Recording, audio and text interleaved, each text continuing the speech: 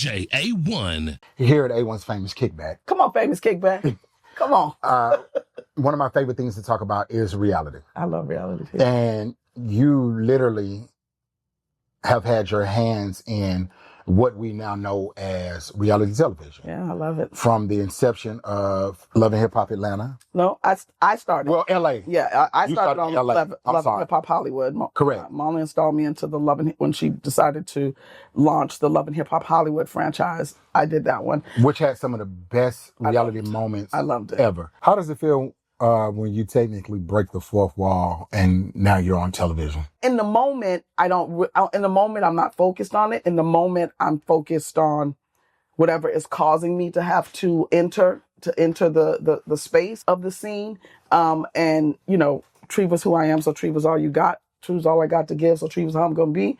And who I am is I'm either going to pray for you, with you, and about you, or I'm going to get you all the way together. But, that depends upon how you move and which version of me comes through. You understand me? Which version of me comes through? Because you are, in real life, you are a life coach. Yes, I'm a transformational life coach. Yes. Correct. When you speak about being a transformational life coach, what exactly is that? That's a life coach that has to do really a lot with accountability, right? And it's in order to transform, it's about transforming your life. So it could be everything to your personal space and where you are, where you're trying to do something in your career, but it's all stemmed under accountability, right?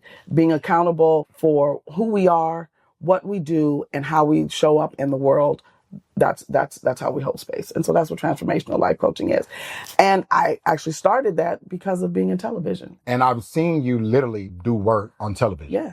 And I will give you whatever you need in that thing, right? And sometimes what you need, sometimes a scene can be heavy because we're dealing with, whether people want to believe or not, we're dealing with their real lives, their situations, even if they're in a scenario that is scripted. And when I say scripted in the sense of reality TV is made up of moments that they probably wouldn't do outside of our cameras, right? So like the fact that this is you, I can cuss? Because I'm trying so hard not to cuss. The fact that 8 bitches would go on a trip together to Fiji that don't really like each other, that's the scripted part. Thank you. But what I require as a producer is that you be whoever you are in those scripted moments, right? So in those moments, in those scripted moments, maybe you're at a restaurant having lunch with somebody that has pained you, done you wrong. But I can recognize when that pain is there's something else happening, and I care about people. Right. And I get the scene and all the stuff that needs to be done. But if someone is struggling in any way, and I can tell that this is a lot, I will step in. And I don't care what's rolling, we'll get them back together, get them focused, whatever. So there are times and moments where I'm doing that. There are times and moments when I don't like no liar. You sit in my scene and you telling a whole lot of lies and acting like, and especially, you're trying to like turn it, talent gets really good at turning it back on us behind the thing, thinking that we're not going to say nothing. And typically, if your name is not Treiva, you probably wouldn't. But Treiva, you're not going to sit at this table while I'm in Video Village telling a lie. They made me. Wait, what? Sorry. Don't mean to interrupt, but I'm sorry.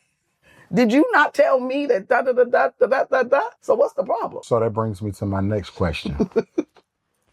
Is reality TV fake? No. Because Treiva? Reality TV is not fake. In your opinion, when you watch certain reality shows, is it hard as a television producer to watch certain shows and you be like, that shit ain't real? No, because I don't believe it's fake. Because again, even if the entire thing was made up, if there's 4 people in the scene, and 3 people have decided to come together and make something up about person 4. That is a real ass scene for person 4 that was on the outside of it. So the scenarios, again, could be scripted, which they are, because again, this is not a documentary. I'm not following you 24/7. I don't really wake up with all of those kind of things. So I have to create scenarios. Correct. There was a group trip. There's a lunch. I'm going to make you, if if I just left it to the talent, the minute a question got uncomfortable, they'd get up and walk off and say, cut, I'm not filming no more. As a producer, I got to bring you back in. I'm going to require you to sit in something longer than you would do without cameras, right? Gotcha. And deal with something. So even if you weren't really, say you didn't really have an album coming out. Okay. And right? And you didn't really get signed or nothing. But that emotion that you're exhibiting as you are playing out that scene, whether it's delusional, whatever it is, you really feeling that. That's really how they're showing up as themselves. And for me as a producer, that's all I require. Whatever this scenario is, I need you to show up and be who you are in that situation. Period. If that's what you want to present, then that's what you end up presenting. And if you're comfortable presenting that you're not yet realized dream, if you're comfortable presenting that, I'm fine with that. Because you need to understand that if your not yet realized dream doesn't come to fruition in the timeline that you put out and said on camera, then as long as you're comfortable with dealing with the aftermath of that, then I'm going to film you. Okay. You know what I'm saying? If it's a lie, I tell my cats all the time, if it's a lie, one of y'all told it. If it's a lie, one of y'all told it. DJ AOne.